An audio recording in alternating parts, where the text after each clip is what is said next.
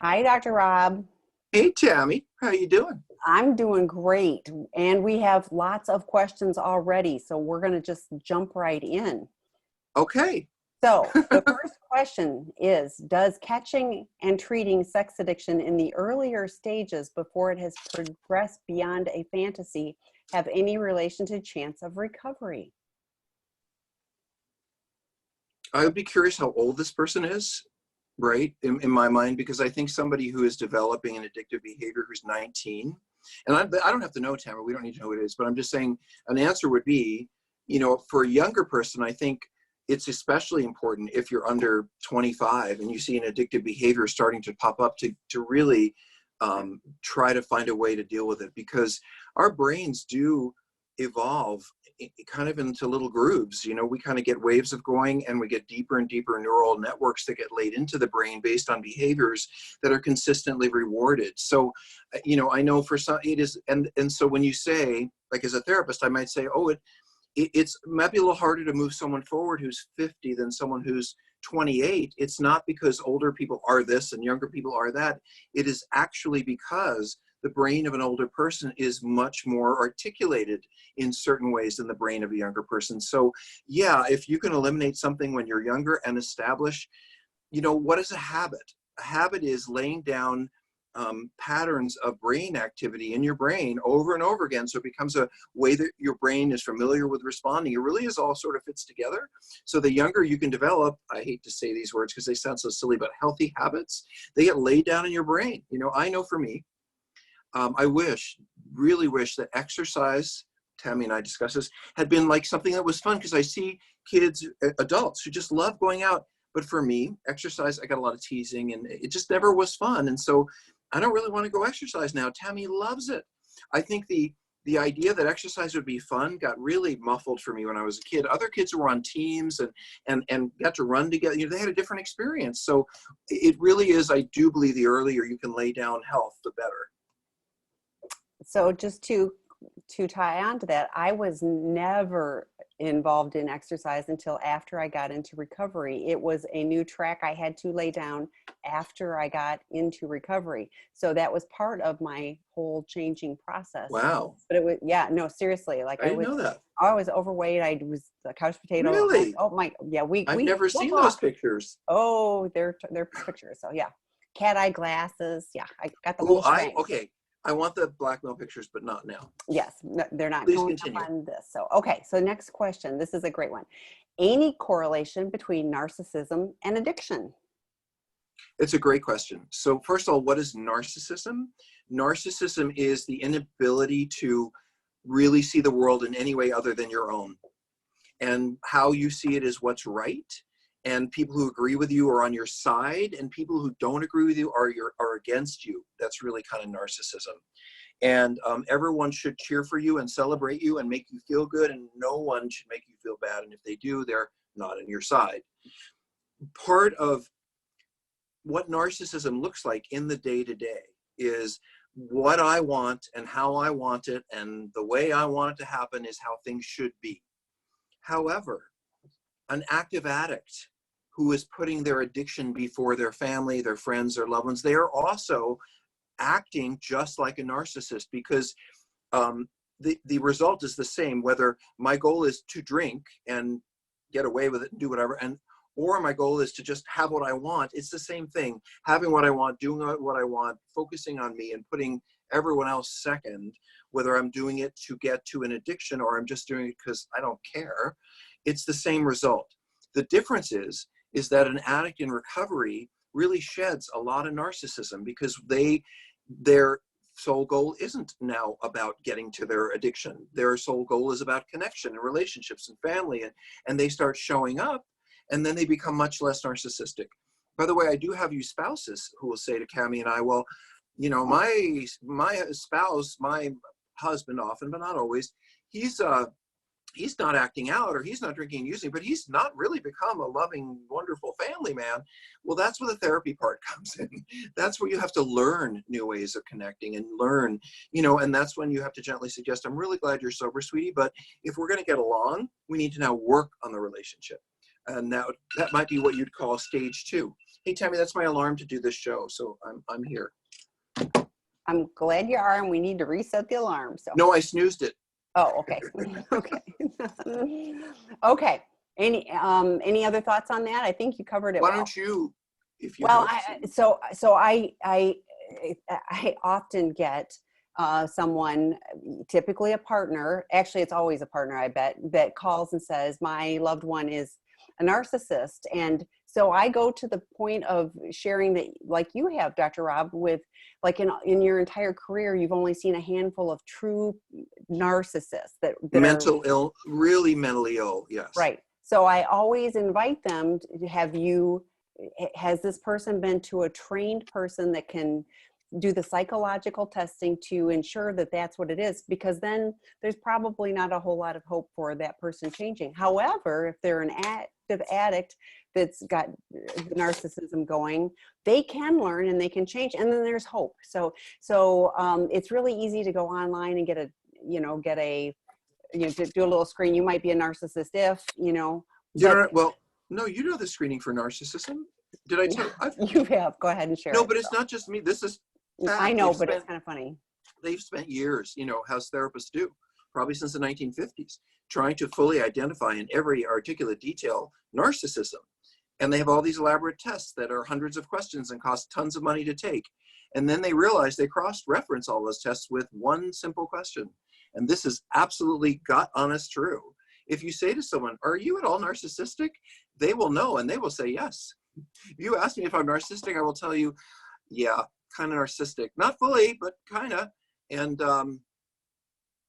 that's because I know that about myself. And so anyway, I find that amusing. I think that what Tammy and I are both saying is that the ending of an addiction, which is a period of self-focus, is an opportunity to see to what degree that person can grow. But it doesn't necessarily mean, and I'm speaking in a more articulated way that you guys have been around for a while, just because I'm sober, just because I understand you're angry at me, just because I understand I've screwed up my family, doesn't mean I have any idea how to be a kinder person, a more empathic. I think it's important to understand that some of us are addicts because we had really serious deficits in learning about connection and relationship. We had a lot of trauma, some of us. That's not an excuse, but it does give understanding for why sometimes I can say something mean to you and I don't mean it. I have to learn how that hurts you and why that hurts you when I'm not, and so what I'm saying is really a growth process that involves over time, you coming to us and saying, I don't like this, and us being able to hear that and work on it. By the way, a sign of narcissism, you say to me, I don't really like that, or that really upset me, and I just cannot hear it because it's just an affront. You're attacking me. That would be someone who's very narcissistic. When you confront an addict and ask them to stop their behavior, they act just like a narcissist. They get really angry because you're asking them to put down something that feels like who they are. Okay, so next question. How do betrayal and lies exist in the same realm as love?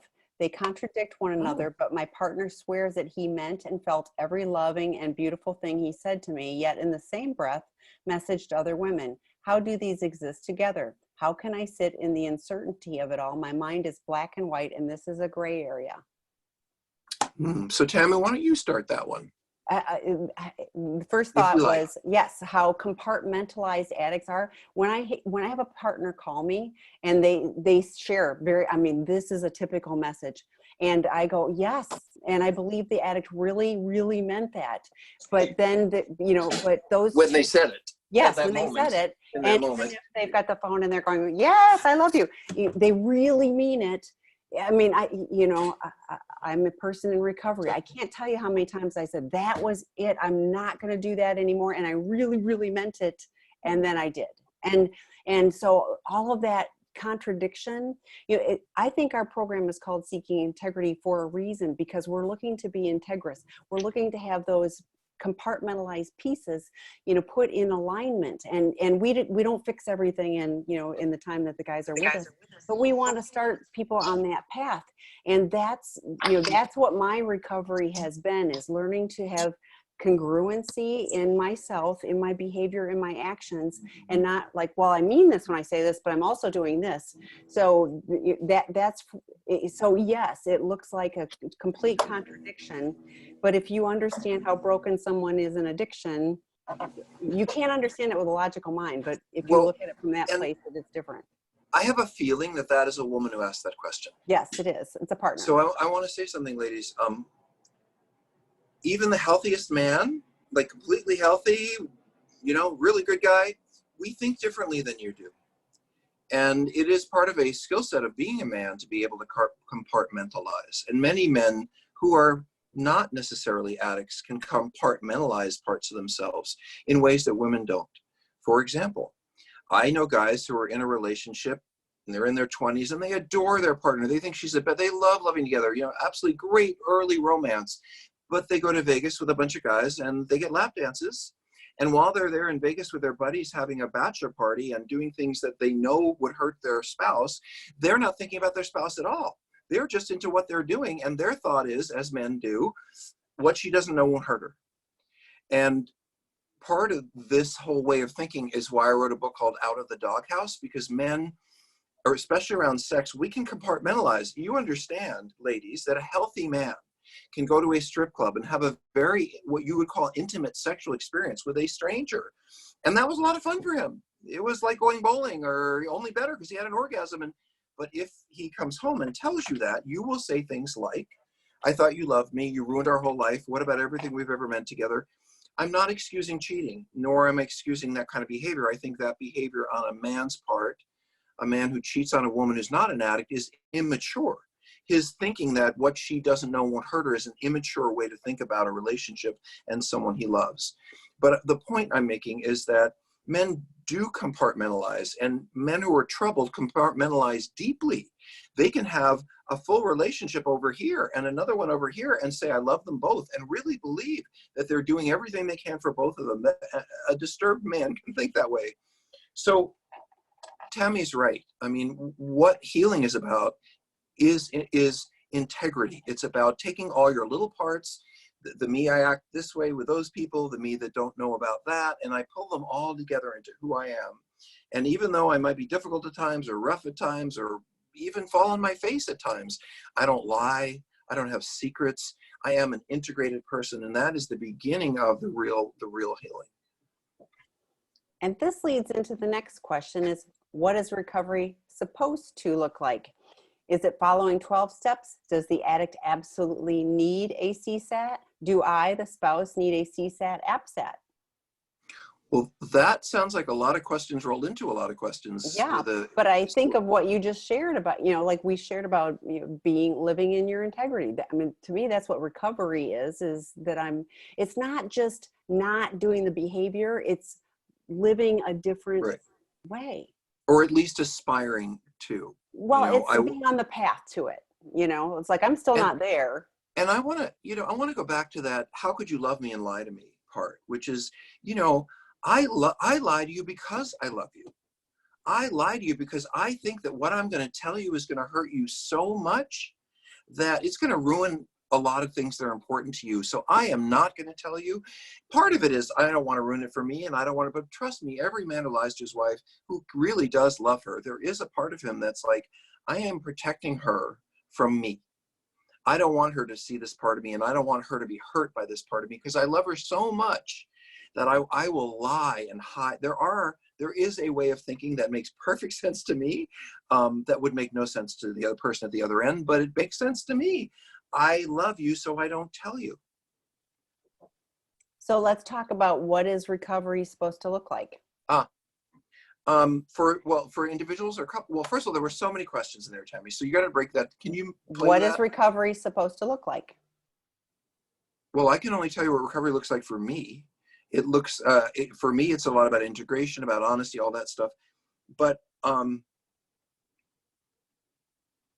first of all, recovery is a process. It's a journey. It's not something that looks like anything because, I mean, I don't mean to say it in a disparaging way. I understand that partners want identifiable markers. Like how do I know this person is really working on it at 6 months, at 9 months, at 2 years? But those of us sort of on the inside of the problem, like, I'm going to be a little bit better at 2 months. Maybe I don't act out anymore. I'm going to be a lot better at 9 months. I've shed some of my shame. I'm going to be even better than that. In a year and a half, I'm going to learn some empathy, some compassion. I'm going to have more friends. It's a process. What I would ask you, the only thing that I can say to you that would be important to me to look for in someone I loved would be motivation. Like, motivation and action, are they motivated? Do you see them self-motivating? In other words, if I lived with someone who betrayed me and they clearly had a problem with alcohol or sex, whatever it was, were they saying to me, I get that I hurt you, and so I'm going to get myself to some meetings, I'm going to do some therapy, I'm going to work on this? Or do I constantly have to nag them? Well, have you been to that meeting? That would tell me a lot, because if they loved this relationship and they wanted to work on it, they wanted to see it get better, they would understand that they had harmed it, and they would take actions toward healing it. So the next part is it following the 12 steps? And for me, that was a cookbook method of getting to, I didn't have the tools. And so it gave me tools to live life in a very different way. And it also gave me support because I went to 12-step meetings. Mm-hmm. But that isn't the case for everyone. So Dr. Rob, you want to give another perspective? Well, I think that healing from addiction in a way that you cross all the T's and dot all the I's does require some kind of thought out method. That could be some kind of clinical method like a CSAT or a trained therapist might use, where they take you, it could be my workbook. I wrote a book called Sex Addiction 101. There's a 24 chapter workbook. It might be working through those one at a time, it might be going through the 12 steps and doing that structured. So I do think, and I'm going on the fly here, this isn't anything I've practiced before thinking about really, but I think there's two pieces. One, you need a structured, proven method that helps. So there are certain therapies that I know help and they're structured. There are certain kinds of recovery processes that are more group support. I know they work. The other thing is you can't do it alone.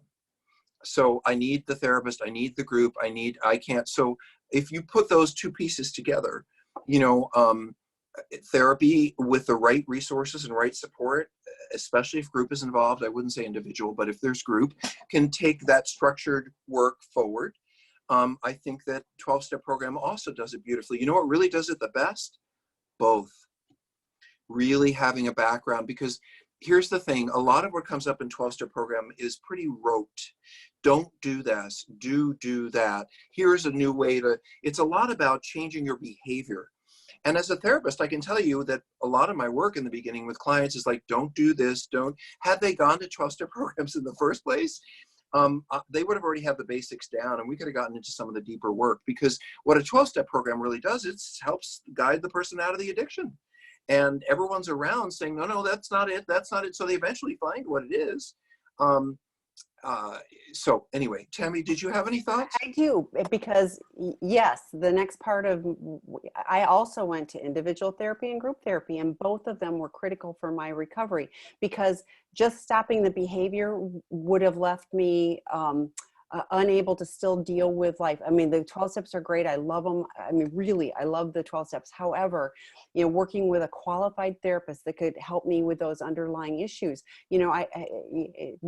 the whys of my addiction, some of them I probably still don't know, but that's been a journey. And just knowing why, just knowing the why isn't, don't therapize me. Just knowing the whys wouldn't have fixed it. I needed to do the work. And, so as far as do you absolutely need a CSAT? Not everybody has a CSAT. Not everybody has an APSAT trained therapist. Not everybody has that trained therapy. For those that can, I think it's super helpful. For those that can come to the Seeking Integrity treatment program and get a foundation of recovery, yay, but not everybody can or needs it. But getting the level of help that you need to be the most successful, to get that foundation, I think that makes a huge difference. I think we should move on. Okay, the next question. I am wondering if the other support informational groups are safe, meaning they won't be Zoom bombed as has been reported. So I can answer this one, because yes, ma'am. We have a moderator for each and every one of our webinars and groups. Like I'm kind of moderating, First of all, any webinar you guys can't Zoom in, you're locked out. So you are safe here. The drop-in groups, there's a moderator that can lock anybody out quickly. Now, could somebody be inappropriate? Sure, but they would be removed quickly from the group. So is anything 100% safe? No, but we don't want to take the level of passwords and everything else, because we want people, you know, I just emailed somebody 10 minutes Access. before this started and told them, hey, join the group if you get this email, join.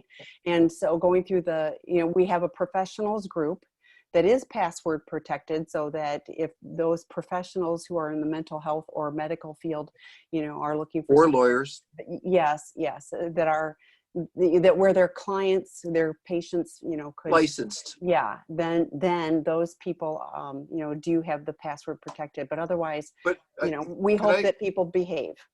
Can I jump on this too? Sure. I just want to say that I have a PhD, and almost all my classes I took on Zoom. I spent 3.5 years sitting in front of this thing, studying and working. And I think that every platform is inherently challenging. And when you take a platform like Zoom that is so excellent in terms of how well this works, and you put a spotlight on it because 100 million people all of a sudden are starting to use it, I'm sure you're going to find flaws. And in fact, that company has owned some of their flaws, and they've talked about it, and they're trying to fix them. So for me, I want the consistency and the structure that allows me to do what I need to do. We do so much of this. It's certainly possible that people could put random numbers in their computer and end up in this room, but the likelihood that they could ever record it or your information would ever be found by anyone is really so low that I think it's negligible. I'm certainly comfortable with it. Yeah, and I would rather have the support. I would rather go, it could happen, but I get the support and connection rather than going, oh, I might, something bad might happen. Okay, next question. So anyway, we're Zoomers. We're Zoomers. Yes, we're Zoomers. We love the platform. How far into recovery is it recommended to do a full disclosure?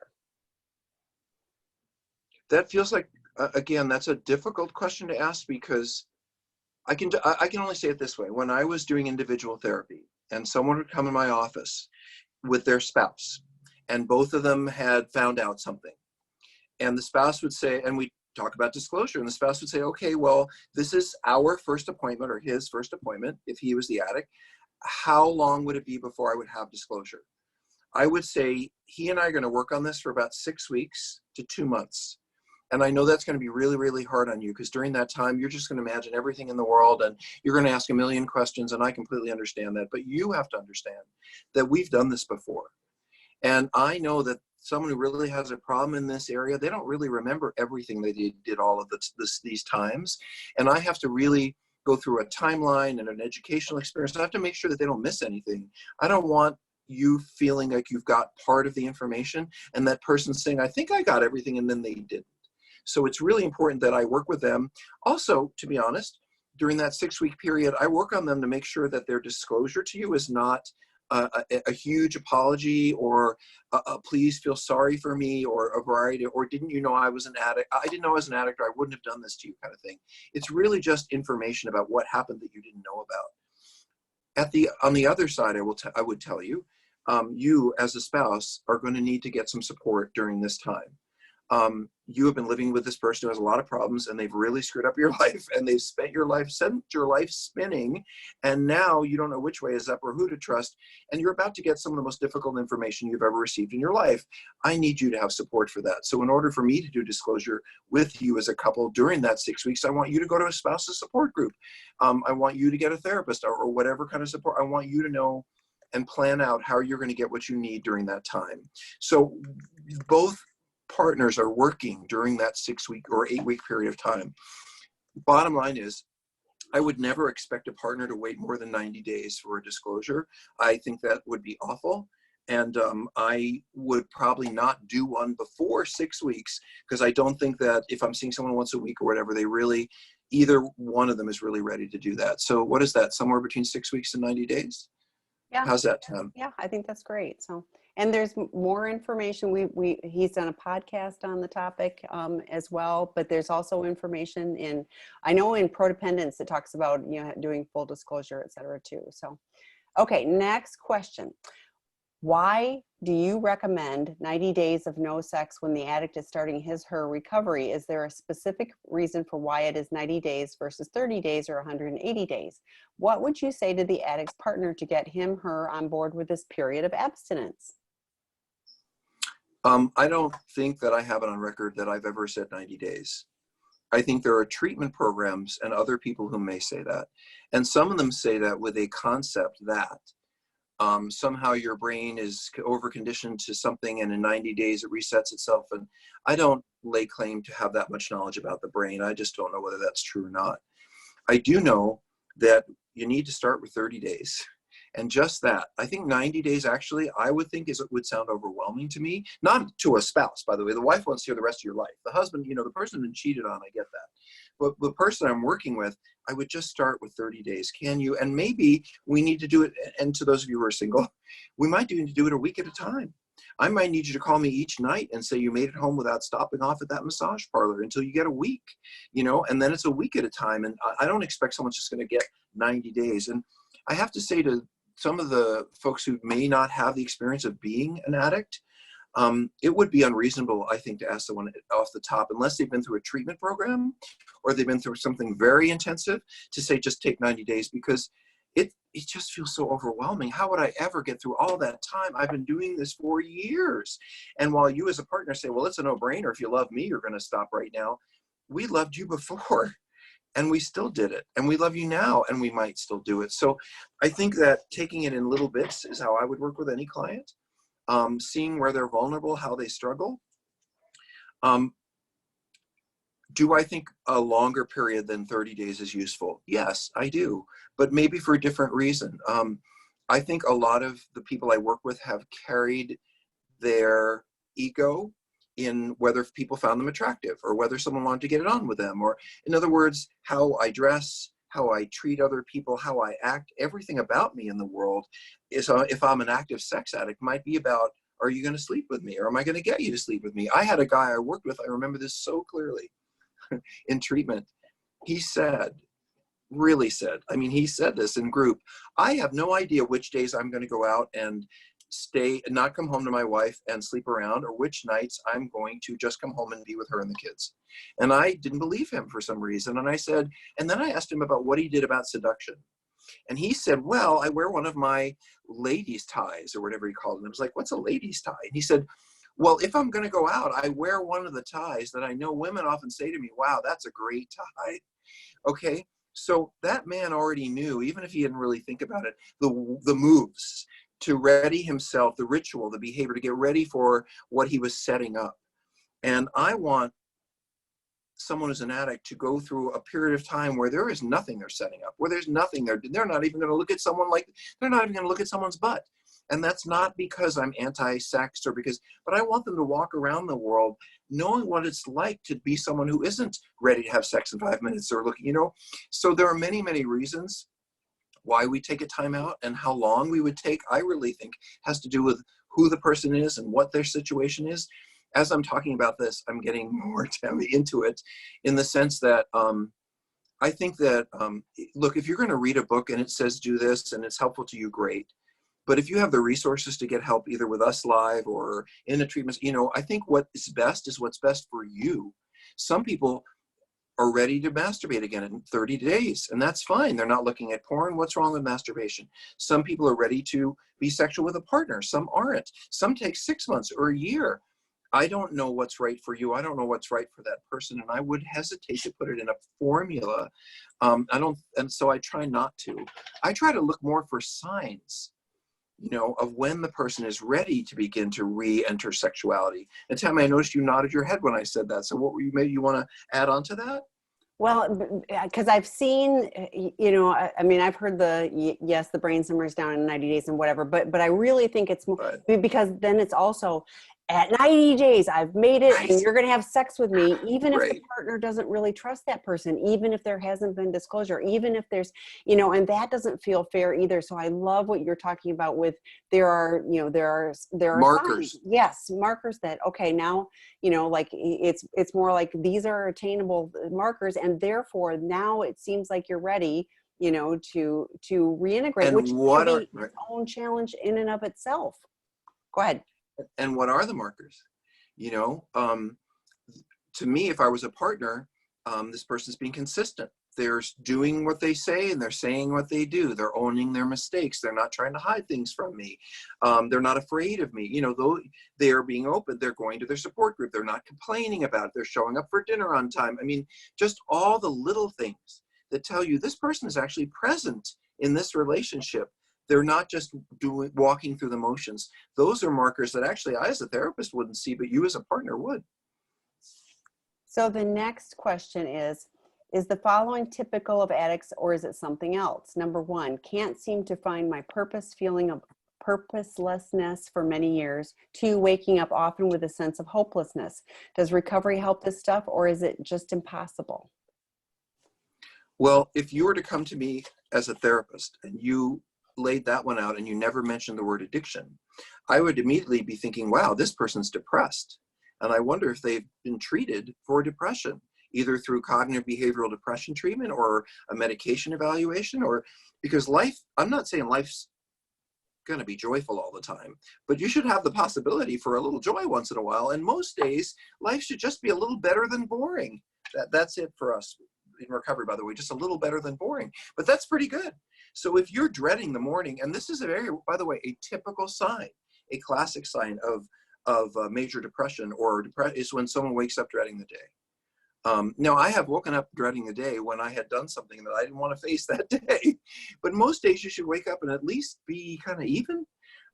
Even in these hard times, I wake up and I look over at the dog. I look over at my spouse. I look at the beautiful day. I do have things that make me feel good, even when there are things that I'm dreading. And so, yeah, I wonder about depression. And a lot of addicts, I think, are unwilling to look at mental health issues. Maybe you addicts will get this more than you spouses. We don't think we deserve it. Like, I have acted out so much that I should just feel shitty. Like, shitty is how I should feel. And I think if you're really working to change your behavior and be a better person, and that depression should not be your best friend. Yeah, no, I read depression with that too, because I was trying to remember back, but I don't remember. There'd be the situational, like, oh crap, what did I do? Right. And but that was dreading consequences of last Right. night's behavior. That wasn't the general, and I still charged into the day going, I'm going to do something different. And then I would, so to me, this is not addiction. Definitely get a qualified evaluation for depression. Next question. Hi, I'm a betrayed with blurry boundaries. What are the key components of boundaries and how to establish them? Do couples establish them together? I'll break this back down, but I'm going to read it through. Do couples establish them together? What would the dialogue look or sound like in establishing boundaries? As the betrayed, I think I should have the priority say in establishing them, and the addict should be adhering to them.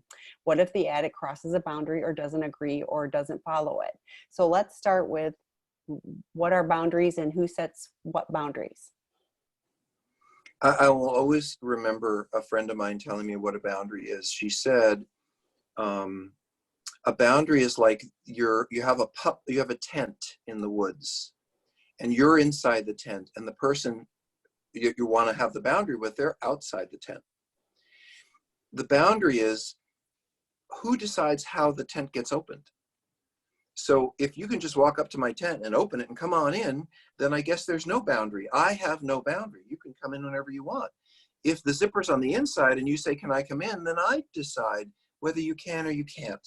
And to me, that's the most basic definition of a boundary is I get to decide X, Y, Z in this situation. So let's keep moving that question forward because there's lots of parts to it. Sure. Do couples establish them together? I think that the best way to establish boundaries as a couple is to establish them together, provided that, you're in a reasonably good place to work on these things. I mean, look, if you don't want to give me an inch and I just think you're horrible, I don't think you're going to get very far.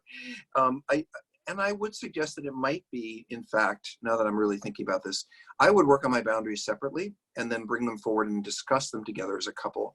Because I don't want to say, I'm thinking about this boundary and have you say, oh, I would never do that. I think that wouldn't be a good thing. It would be better for me to sit with a friend or a therapist and say, I kind of want more time to myself. I'd like her to be home at this time. It's about, how do you want to negotiate? I want them to do the dishes, whatever those things are, concrete. I don't want him talking to that woman, concrete or non-concrete, and run it by that person. Because sometimes in our anger or in our desire to change things, we can ask for things that are unreasonable. So I think it's good to run it by another person, go through it, and then bring it to your partner. Tammy and I have talked about this before, but I think that every couple here who's listening, who's working on these issues, I highly recommend that you that you schedule a time once a week, whatever that is, that for 30 minutes, it's in your phones or whatever, you're going to talk about these issues. It creates, and the kids aren't going to be around, it's time at 9:30 on a Tuesday night. And you just know. And that way it takes so much pressure off. Well, when are we going to talk about this? Or I noticed that. Did you see that? Or And by the way, if something comes up on Saturday, unless it's huge, you write it down. You say, okay, we'll talk about that on Tuesday. It can make your relationship so much. Here, I'm giving you guys a gift. We're having to live with each other so much of the time right now. And there's so much pressure and pain on couples that are in early recovery. I would suggest, like everyone's saying, schedule your day. You'll feel better. Schedule your troubles. Schedule your challenges. When you're going through the day, that isn't your husband. That's just somebody who works in your office. All I would talk to them about is, where is lunch? And, do you know this dog's gone out? It's schedule the time when you're going to talk about other things. That's by the way, called, what's that called, Tammy? It's called a boundary. When you say, we're going to do this at this time, you have set a boundary together that has created some safety for the relationship. You want to? Well, but the safety is exactly, the boundaries create safety for you and for the relationship. So and I love the idea of bouncing that off someone who is going to have a different perspective and be able to help you refine it. And maybe it's a pretty good boundary, but if you just refine it a little bit, it'll make more sense. And if everything's a boundary, then then it's so difficult that no one can really live with it. So, and then the other think as a betrayed partner, I think I should have a priority and establish them. You absolutely should have the priorities of establishing what will create safety for you within the relationship. So, and that will help you to begin to trust again. Correct. And then it's, what if the addict crosses a boundary or doesn't agree to it or doesn't follow it? Okay, so you don't get all your boundaries agreed to. This is a negotiation. There are things called, in our world, negotiable and non-negotiable boundaries. So, for example, I'm working on a project at home, and dinner is at 6, and could I negotiate being late for dinner tonight? I want to get this done. That might be negotiable. Do I show up for dinner? That may not be negotiable. So I think one of the things that we can work on when we're working on boundaries with that other person is, which are ones I'm willing to wiggle on, and which are what, you sleep with another person, that's probably not negotiable, at least for today. But who has to pick up the kids at 5? That, well, okay, I won't make you do it all the time because I'm angry at you. I probably could do that sometimes too. So John Taylor did a webinar on negotiation, and Kristen Snowden did a great one on boundaries too, but he talked about negotiation and it being a donut, and he said you don't want you don't want it to be so much as packed into the middle of the donut that that there's no room. You want it to be so that there's opportunities to. Okay, Tammy, I do not understand the donut metaphor. Okay, well, go watch John Taylor's. We got more stuff to do. So anyway, wait. We should put that in the. We should put John Taylor's in the chat so people can. I will do that after I ask you the next question. Yes, ma'am. Hi, Dr. Rob and Tammy. With the help of a CSAT, I'm coming to terms with the fact that I've sought out limerence. You may have to describe that for everyone, and love addiction all throughout my life. Not with potential romantic partners, but with teachers and supervisors. My most recent object of limerence was my supervisor all through college. It's been 4 years out of college, and I'm still replaying those memories of our conversations. Number one, how do I cope with these urges to daydream and fantasize, especially in quarantine? 2, how do I start to learn what my real interests are? I fear that all my academic pursuits were just in an attempt to impress my supervisor. Well, we don't know. We'll have to give you a test. See if you actually did okay. I don't remember anything from college except the fun parts. So I don't remember. I don't know that any of us really, well, anyway, that's another discussion. That's a whole other discussion. Yeah. So first of all, limerence. What is limerence? The limerence is a definition for that feeling that we have in the early parts of a love relationship. When you think that when we kind of merge together and we have the same thoughts and we love the same music and I can't stop talking about you and I keep calling Tammy and saying, oh, I met this person and she says, stop talking about it. I'm tired of hearing about it. You know, that's called limerence. When we see no fault in them, when they're the most beautiful, the most wonderful. And that is our biologically determined period of bonding. Limerence is nature's way of pushing us past seeing our differences and allowing us to really merge together as a couple. It really does have a function. And then it ends. And in a healthy relationship, when it ends, it's replaced by a deeper knowing, a deeper intimacy, a deeper, I really love who you are, not just my idea of you. It's also, by the way, that's when you notice the person farts and they have zits and they're late, you know, because you no longer see them as being this Christmas tree lights. By the way, Christmas tree lights are a great metaphor for love addiction, for the stuff you do. You don't go along and say, that's a nice tree, that's a nice tree. You take a tree and you throw lights all over it and you say, oh, I love that tree, but they're your lights. That tree may have nothing to do with. So this is the challenge of moving out of the place you're talking about. Love addiction, seeking limerence and intensity is really about how you feel when you're with someone else and how that person makes you feel. That's what makes it like an addiction, because I love the people who make me feel excited. In other words, I'm so in love with this person because when I'm with them, I feel X, Y, and Z. It's nice that you feel X, Y, and Z when you're with them, but what do you like about them? What is it that, in other words, not about how they make you feel, but what do you like about who they are? The challenge of limerence is we don't see the person for who they are. We just see them in the early stage of the relationship for what they're giving us. And that's wonderful, and we love them for it. Later on, we begin to see who they are. So let me give you a quick answer to your question.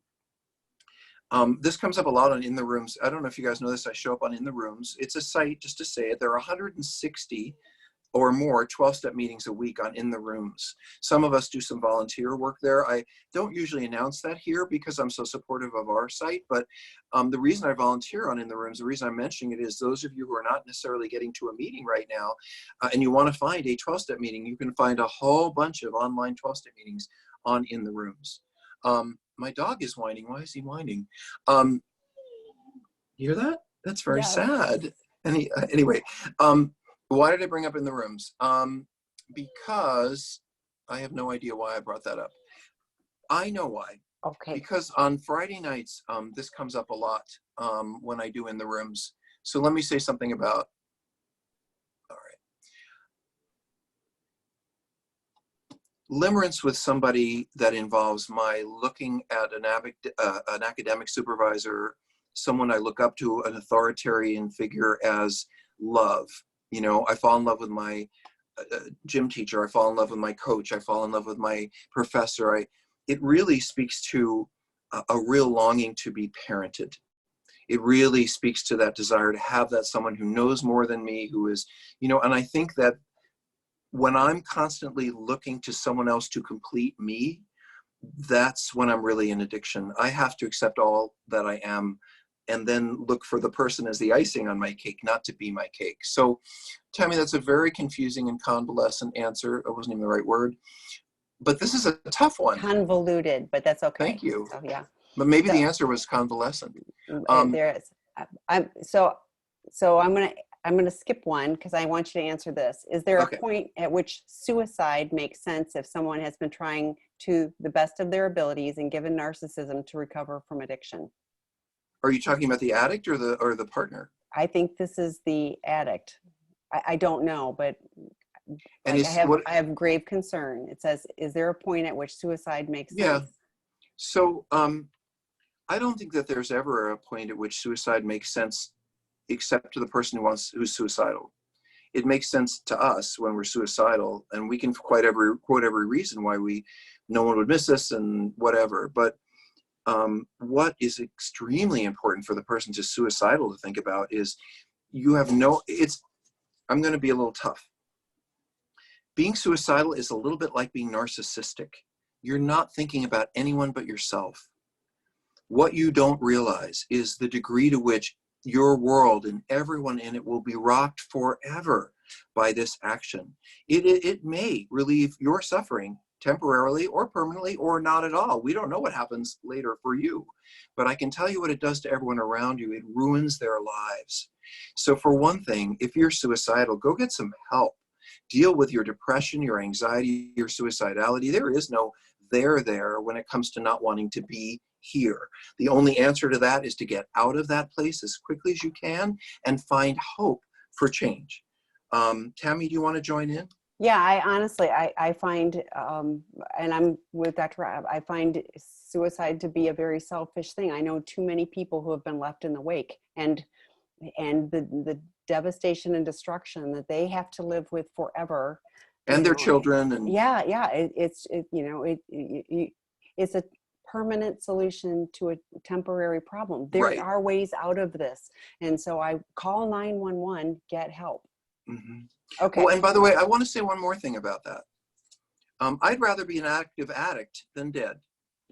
So when you say, you know, it's a choice between death and my addiction, I would choose the addiction until you can get out of the addiction, you know, because I always know that someone can find their way out of addiction. But if you're really like, I am so hating myself for this that I want to die, stop hating yourself for it. You're an addict. Maybe you haven't found the way to healing yet. So you're still acting out. Stop hating yourself for it. You're just an addict. When the situation presents, you will get well. I'm not saying that we should indulge our addiction, but to turn to be at the point where you don't feel you deserve to live if you're struggling with it. Recovery from addiction is a process. It's not a destination, and you're not going to be healed the day you get sober either. So join the journey. By the way, Tammy, did I ever tell you that I didn't get sober for probably 3 or 4 years? Like, I stumbled and fell, and it took a long time back in the 80s for me to get this. It's not a simple thing. Here we are. Yeah, there you go. So, okay. So then go ahead. The next question is, I was adopted and have developmental trauma, which seems to sabotage my recovery, not to mention relationships. So it seems I have an attachment disorder and intimacy disorder. I do work with a therapist and we brain spot and such, but I still feel frustrated with progress, and I have worked the steps, have a sponsor, etc. Anything further you might encourage me to explore to jumpstart this change process? Tammy, do you want to start? I want to say, call me and we'll talk about seeking integrity. Yeah, I mean, really. No, I do. I mean, because when you're kind of stuck, I think one of the, obviously, I'm a fan of Seeking Integrity Los Angeles, but I see the life-changing, we hear this all the time from the alum and their spouses, but, you know, like it's getting to those underlying issues. We have a brilliant team, you know, of people who can support that recovery. So that's where I went first. Go ahead. So considering some residential treatment, considering workshops, doing things that will launch you and revitalize, I think is important. But I'm really not sure what this person means by frustrated with their progress. Like, I don't know what that means, because for me, I mean, I think many of us have these issues, and some of them I've had to accept. Like, I will always rather play on the computer than necessarily want to talk to you. Because I'm an isolator. I'm a born isolator. I'd much rather watch TV than go to the party, but I'll go and I'll have a good time and I'll make so I'm just saying that how do you define progress? Do you have more friends than you did? Are you reaching out to people more? Are you sponsoring or helping other people and doing some service? Are you active in recreation or having fun? Like, each little thing is progress. If you think of progress as, well, I want to be married and have children, you know, that may not, it may be more being in the ski club and going skiing once a week is progress for now. And I will say the traditional thing about relationships, which is, you know, for many of us who want to have relationships and haven't, we need to start with a plant. And if we can keep the plant alive, which means regular watering, not a whole lot of attending, then you can get a cat or a dog. And those guys you got to be home for and you got to be more involved with. And if that works, then maybe you're ready for a date. It is a process of evolving our ability to be in relationships, not a destination. Okay. What are ways for the betrayed spouse to find a therapist? Mine is in deep anguish after years of my lying affairs, etc. Our traditional therapists attack her with the codependency model. I'm not sure. Can you start that one? I'm not sure I quite understand. Sure. So many therapists, no, do you want to start? Well, she said, well, mine is in deep anguish. My spouse is in deep anguish. So what are ways for okay. a betrayed spouse to find a therapist? My spouse, the partner, is in deep anguish because of the addictive behavior. And our traditional therapist, sounds like a couples therapist, is going, you're part of the problem. You're an enabler. You're, I understand. all those things. So does that make sense now? Yeah, thanks. Okay. So I wrote a book about this called Pro-Dependence, and some of you may have heard about it. I've been an addiction professional for many years, and I've watched pretty much every aspect of the field. And I've always been disillusioned, really, for all this time, with how we treat family members and partners. I've always felt like there's this sort of, as Tammy picked up her finger, this kind of like, why'd you marry this person? What's wrong with you?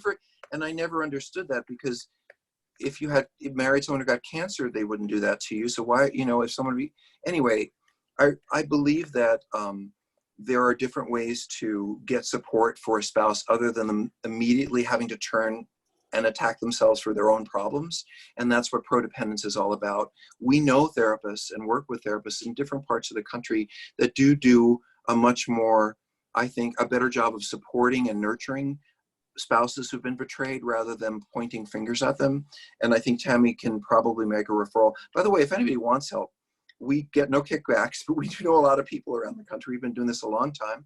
If you want to know about treatment, if you want to know how to find a therapist, if you want to know how to find a support group, just write Tammy, that's T-A-M-I, it's a 4-letter word, I know, Tammy at seekingintegrity.com.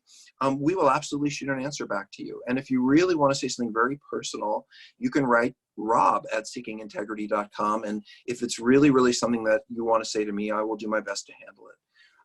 We do, I want to just say this, a lot of free work. This is not the only, in this space on sexandrelationshiphealing.com, there are 14 groups or something like that, all different kinds. If you are like podcasts, I do a ongoing podcast called Sex, Love, and Addiction. We have, oh my God, we're 400,000 downloads. I mean, a lot of people get a lot of comfort from that podcast, Sex, Love, and Addiction. We do run a treatment center here in Southern California called Seeking Integrity. I'm a really big fan of it because I set it up. And why did I want to create a treatment center after all these years of doing it for other people? Because I really wanted to get it right. And we're very small. It's very intimate. We only take 6 or 8 people at a time. I don't want large groups wandering through. And the goal is to get not just the behavior stopped. I really, really believe that if you're going to pay me for treatment, that you should walk out of treatment knowing what's wrong with you. How did you get to be this way? What are all the things you need to do in life, not just in a general way, but for you specifically to start to make your life work? I never understood why therapists don't tell people what's wrong with them. You notice if you go to a doctor, you have a headache, he says, oh, you have the flu, but we don't tell you you're narcissistic. We don't tell you I think that the educational process that a treatment center can offer, if we're doing it right, can help you learn how to live a lot of aspects of your life better, not simply the addiction piece. So yes, we do treatment. I've written a bunch of books. If you look me up on Amazon, Dr. Rob Weiss, sex addiction books, books for partners. So there's lots and lots of resources. Some are free, some are not. We try to balance what we give away with what we charge so that those of you who are paying for whatever you're paying for, give us the opportunity to do the rest of it for free. And that's kind of how we worked it out. So thanks for joining us. Tammy, is there anything else that you wanted to? We have 4 more minutes. You can do it. Oh my God. Yes. Just hang in there with me. I know. I'm just thinking, I'm so glad you're in a different state. That's what I love. Because my little neck would be But wrung if we were one day. in an office together, I'd never get to the bathroom. Please, go I ahead. don't care. Okay, so the next question is, are there resources for helping daughters in their late teens and early 20s understand their father's addiction? In this case, one daughter overheard parents talking about fathers acting out. Other daughters have not been told. Well, first of all, if you have one daughter and she knows, she's talked to her sister. So Exactly. all the daughters know, first of all, Yes. one way or the other. And second of all, this is an opportunity for me to say, it's really important, I think, that we don't tell our children or even our adult children the details of our sexual histories. Mom and dad are fighting. Mom and dad are having difficulty getting along. We're not even sure we're going to stay together. Great. But dad had an affair with Susie at work. No, that's just not something that you tell your children. And there are reasons. I'm not going to go into it. So, Tammy, when a child has found out, do you have some thoughts about how they could get support or learning or what you might do? It depends, but it's typically, I recommend a trauma therapist for helping them get trauma therapy so that they understand it's not their fault. This is typically traumatic for them. It's very challenging. So for those of you that are parents and you're in quarantine, really try to make sure, if you're having difficult conversations, that you have contained your conversation so that you are not negatively impacting your children. That would be my hope for you. So I think let me just say, it's really important for you partners. Sometimes you want to grab out to your kids and you feel like that's the only family you got left. This is my family now, but really you need to grab onto the people who love you and just support your kids. They're not there to help comfort you through this time. Their very presence will comfort you through this time, I hope. But their knowledge of what's happened will only make things worse over time, I promise. yeah. Tammy, by the way, they were chatting in the chat I was watching about how you might have given or not given a referral. Someone was looking for help in Denver. I don't know, but if you can help them find that, that would be great. I already responded, and the question that got asked in the chat was different than the email. So I answered the email one direction, and then the chat was something else. Did. So Tammy, it's 5:59. I'm going to let you go now. You can go to the bathroom. There's time for one more question. Fantastic. Okay. It's 5:59. I'm game. I have been with my partner for 12 years and have dealt with multiple affairs and infidelities. Just recently, he has added a secure app on his phone, and this doesn't sit well with me and my anxiety.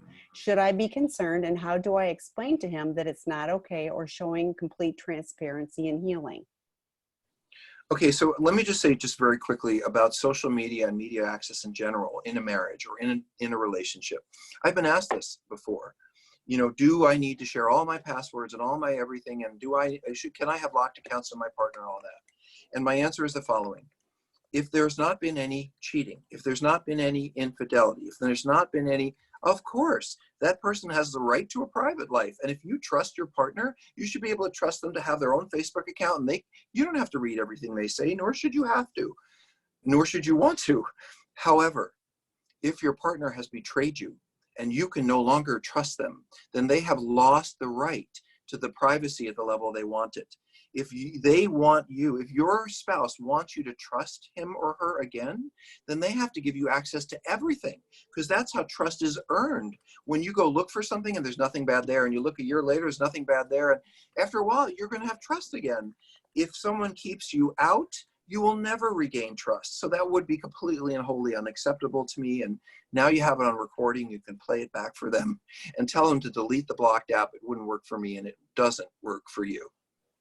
So now, thank you, Dr. Rob. Thank you all for joining us. The recording will be posted to our sexandrelationshiphealing.com website tomorrow. So if you missed something or want to replay it, it will be there along with a number of other resources under resources and previously recorded webinars. But there's drop-in groups and more webinars.